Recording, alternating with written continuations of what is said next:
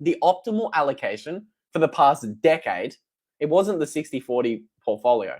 It wasn't even buying high-risk tech stocks. It was actually being 84.9% allocated to Bitcoin and only put 15% of your other assets into the trash, into bonds and stocks and cash. You don't want to hold that. The optimal allocation was 85% Bitcoin, right? Those are the research reports BlackRock is publishing. So obviously this is bullish. Obviously this is great for number go up. Obviously this is huge social signaling. Obviously this de-risks Bitcoin for the masses when you have the world's largest asset manager come in and embrace and welcome Bitcoin. And obviously we're going to begin to see this competitive FOMO play out. Because like you were saying earlier, Opti, it starts with a 1% allocation. And those guys saying, yeah, Bitcoin's okay. It's a diversification asset. But as Michael Saylor continues to say, if you have the winning trade or if you have the better thing, you don't diversify. You go all in on the better thing. Okay? This is something that nobody understands. And this is why I think Bitcoin's going to be a lot more valuable than most people think, much quicker than most people think. Because when you have the winning thing, you don't do a 1% allocation. You don't do a 2% allocation. You put all your money in the better thing. Okay? It's like Michael Saylor says, do you build a boat that's 10% wooden, 10% steel? Do you build an airplane that's 50% aluminum and 50% wood? No, you don't diversify by building something that's supposed to float or fly with wood because it is inferior. I think it's the same thing with portfolio allocations. Why have 10% of your money in a melting ice cube? Why have 50% of your money on a stock brokerage platform that could freeze your assets just because you're told that diversification is a good thing, you have to buy stocks because that's the way the world has worked for the past 50 years. But nobody thinks, why have we had to diversify for the past 50 years? Why has real estate been grossly monetized for the past 50 years? Because there was no solution to us going off the gold standard. Now we have the solution, and it's only a matter of time before all of these big brain Wall Street gurus come to the realization that, hang on a minute, diversification makes no sense. A 1%, 5%, 10% allocation to Bitcoin makes no sense.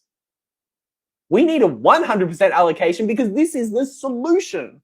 You don't diversify into the solution. You put all your eggs in the winning basket, and Bitcoin is that winning basket. And as we showed you guys in the clip in the beginning of today's live stream, we have somebody from Charles Schwab, $7 trillion asset manager, openly saying, yeah, if you don't have at least a 10% allocation, what did she say, Opti? You are losing? Yeah, you're not being competitive. You are losing, and you are literally not being competitive here. But actually, I guess I got fact checked in real time by Luke. I said 25% was the BlackRock report. Sorry, I wasn't bullish enough. It was 85%. So here we are on that. Love to hear. But there is one thing I do kind of want to talk about. We are kind of going a little long, super bullish today. But, the classic FUD line of, what happens if Satoshi sells his million Bitcoin? Well, now it looks like we're kind of, that's kind of being put to bed here. It's like the US spot Bitcoin ETFs now hold more Bitcoin than Satoshi. And so I think, a classic trope in Bitcoin is that all of the FUD lines that constantly get recycled one by one usually drop like dominoes. And, we just keep proving that, hey, none of this matters really. Like Bitcoin's being adopted in real time and people are seeing the use of Bitcoin, permissionless, censorship resistant, money, hard cap. This is starting to become a very viable solution for everyone in the world. And now they're starting to wake up to it. So, hey, if you're being bearish, I don't know what you're doing. I don't know what you're looking at, but it's time to flip the script and get bullish. Anyways, Luke, you want to chime in? I saw you kind of trying to chime in there for a second.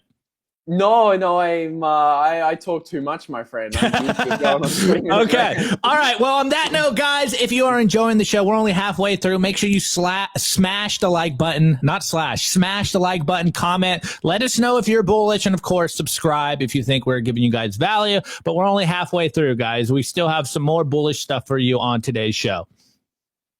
I want to give a very special shout out to our sponsor, Compass Mining. They make Bitcoin mining accessible to everyone, from beginners to experienced investors. Their turnkey miners gets you online and hashing within 48 hours, making it easier than ever to start your mining journey. Plus, with their active marketplace, you can resell your miner at any time, adding flexibility and value to your investment. Visit their website to access a wealth of resources, learning everything you need to know about Bitcoin mining. Take your first step into the world of Bitcoin mining with confidence. Discover more at compassmining.io. Again, compassmining.io, and see how Compass Mining can power your success.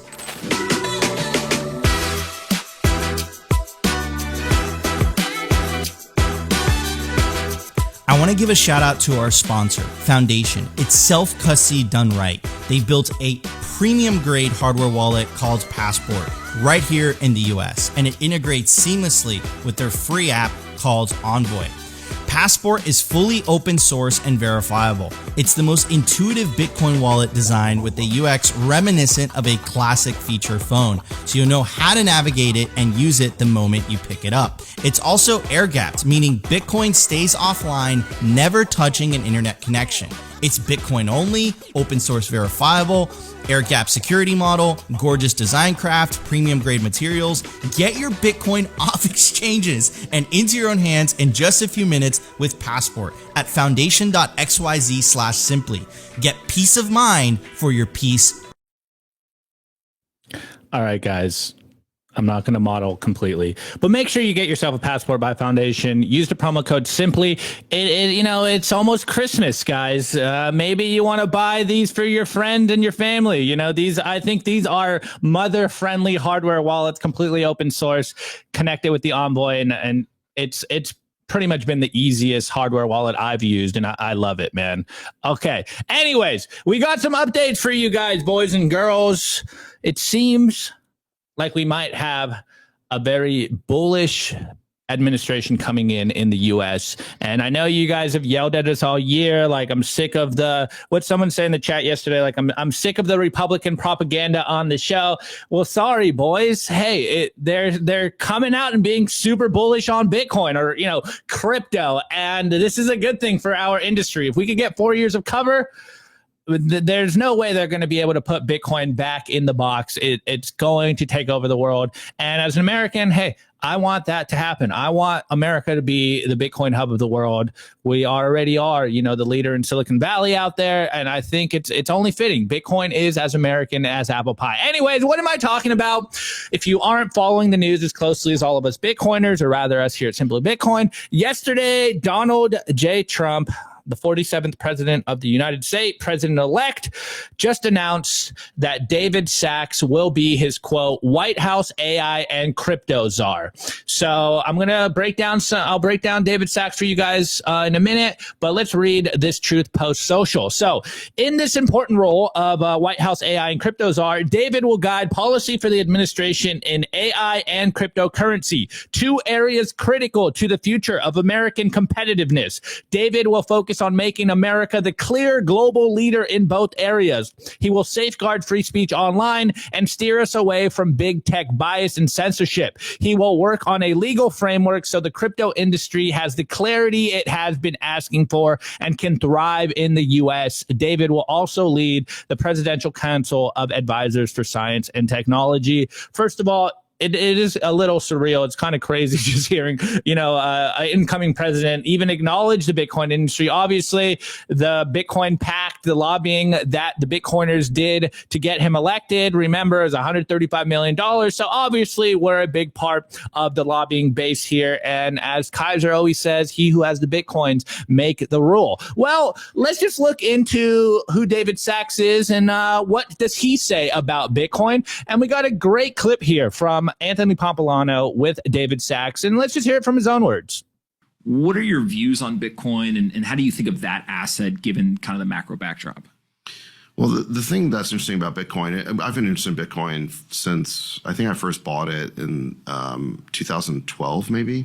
Okay. And we invested in a number of, we're not a crypto investor, but we did express a thesis back in 2017, 2018 that we thought that crypto would graduate from being an institutional asset class from being really more of a consumer retail phenomenon. And so we ended up investing in institutional custody through a company called BitGo. And we also invested in we were the seed investor in Multicoin Capital, which was a crypto-focused hedge fund. We basically believe that, that as crypto matured into an asset class, you would need specialized fund managers, of which we were not really. I'm a SaaS investor. But I'm like, but let's invest in these guys because they're focused on the problem. So we expressed a number of these views, and it generally has worked out very well for us. But in any event, so I've been interested in Bitcoin for a while, and I think the transformational part of Bitcoin is this idea that we could have non-fiat money, right? As we're talking about with the Fed, there is a huge risk of currency debasement when the government is in control, and particularly when you have the world's reserve currency. There's just such an enormous temptation to print money to finance your budget and to rack up loans that become unpayable. We're at like 130% of GDP now we owe. So we owe an amount of money greater than the size of our entire economy or our economic output. That sounds very hard to repay to me. So the temptation will eventually be to monetize the debt away, basically to debase the currency to pay for this debt. That's always been a risk throughout history. And now what Bitcoin offers is a different kind of currency where it's not backed by a government, it's backed by math. It's backed by encryption. And so you don't have to trust the government that there will only be 21 million Bitcoin. It's in the code. And so you just have to trust that Bitcoin effectively won't be cracked. You just have to believe that the system is secure. And I think a lot of people might over time gradually think that's a better form of money. Two other questions. Okay, guys, I don't know about you, but I'm kind of okay with this pick. Like, I don't really have too much bad stuff to say, though we do kind of have to acknowledge, he is kind of part of the PayPal mafia. That could be some concerns for people. He is on the All In podcast, with Chamath and Jason, who they are Bitcoiners.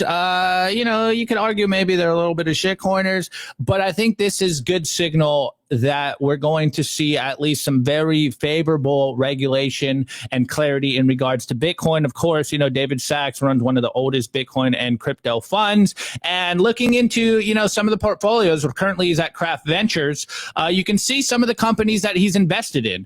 And obviously, there's a lot of things that aren't Bitcoin on this list, but there is some very notable Bitcoin companies that they have, gave seed capital to. Obviously, BitGo. You guys know BitGo, Bitwise as well. He kind of mentioned that institutional management of Bitcoin and crypto as well. And he said Multicoin Capital as well. So, and then Fold's in here, guys. So this guy knows what's going on in the Bitcoin space.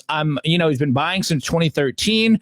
I'm going to argue that I think this is going to be very bullish for the Bitcoin industry or even the shitcoin industry at large. I think there's going to be a lot of good clarity. He's obviously going to be giving Trump some good insights on the market. Yes, we've been saying it for a while. We might be getting unleashed, the shitcoin tsunami on all of this regulation as well, which is something we'll keep watching.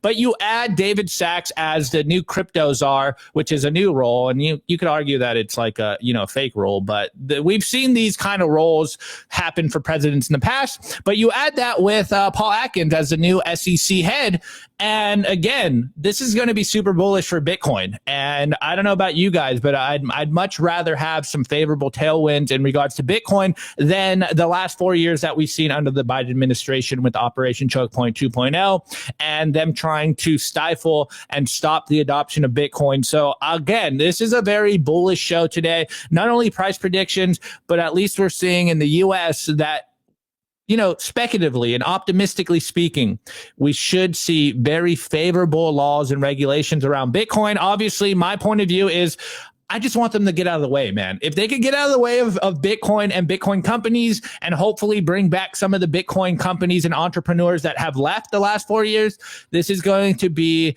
a new renaissance for Bitcoin in the US. And I'm tentatively excited for what's going to happen in 2025 with these rolls around Bitcoin. You could argue there's a lot of other problems, but hey, at least in regards to Bitcoin, it looks like we are going to have a bullish and clear road for 2025. Anyways, Luke, what's your thoughts on David Sachs becoming the new AI and crypto czar for President Donald J. Trump?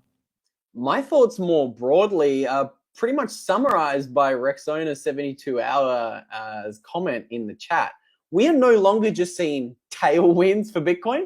We are seeing tail hurricanes, baby. I am shocked that all of the bullish things that are happening.